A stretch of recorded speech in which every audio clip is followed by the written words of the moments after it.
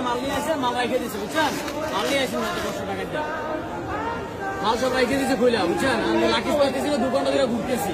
সামনে একটু ভিডিওর ক্লিপ আপনারা দেখেছেন যে প্রবাসী ভাইদের মালামাল নাকি নিয়ে গেছে এয়ারপোর্ট থেকে। ভাই, এই জন্য কি আমরা প্রবাসীরা কি এই নতুন বাংলাদেশ গড়ার জন্য শেখ হাসিনাকে বিদায় করেছিলাম? হ্যাঁ, আমার প্রশ্ন এটা। আর প্রত্যেকটা প্রবাসী ভাইয়েরা আওয়াজ তোলেন, কারণ আপনারা যদি আওয়াজ না তোলেন, এই যে আমাদের প্রবাসী ভাইদের সাথে 2-1 দিন পরে পরে এয়ারপোর্টে কি একটা অবস্থা করতেছে, এগুলা কোনোদিনও বন্ধ হবে না।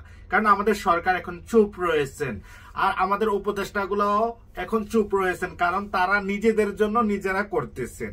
আর আমরা প্রবাসীরা এই যে 15 থেকে 20 বছর ব্যাংকে টাকা পাঠাই কি এইগুলা দেখার জন্য, প্রবাস থেকে ব্যাংকে আমরা টাকা পাঠাই এইগুলা দেখার জন্য? কেন ভাই, প্রতিবাদ করতে কি পারেন না আপনারা? আপনারা কি কথা বলতে পারেন না? আর কতদিন চুপ থাকবেন? আর কতদিন চুপ থাকবেন? আর না হয় এই যে আমাদের দুর্দশা শেষ হবে না ভাই, কারণ সবাই নিজের চিন্তা করে ভাই, আমাদের চিন্তা কেউ করে না।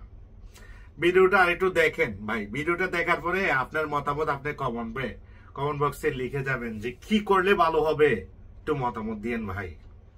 দেখেন, আরো দেখেন ভাই, এদিক দিয়ে দেখেন ভাই, প্রবাসী ভাইরা আপনারা টাকা নিয়ে আসেন, যে প্রবাসীরা কি বলতেছে একটু শুনেন না। এত কষ্ট করে মাল নিয়ে আসে, মাল রেখে দিচ্ছে, বুঝছেন?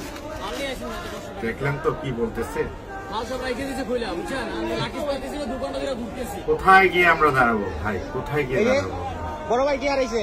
আপনি কি পান না? প্রবাসীরা রেমিটেন্স বন্ধ করে এই যে এই আলামত গুলো বন্ধ করতে হবে, আর এয়ারপোর্টকে সংস্কার করতে হবে, না হলে আপনার আমার সবারই ভাই এই দুর্দশা হবে। এই যে এটা আমার নিজের টাকা, সেটা আমার নিজের লাগেজ। আমার গাড়িটা সামান টামান নিয়ে গেছে গা। প্রত্যেকটা মানুষ এরকম হয়। ভালো থাকবেন ভাই, যদি আপনার প্রবাসী হয়ে থাকেন ভিডিওটা শেয়ার করেন ভাই, ভিডিওটা শেয়ার করে সকলের নজরে নিয়ে আসবেন ভাই। ভালো থাকেন, সুস্থ থাকেন। এই সম্ভব কোনোভাবে? এই বাংলাদেশ এয়ারপোর্টের এই অবস্থা, উন্নতি নাকি করছে সরকার? এই উন্নতি করছে এগুলা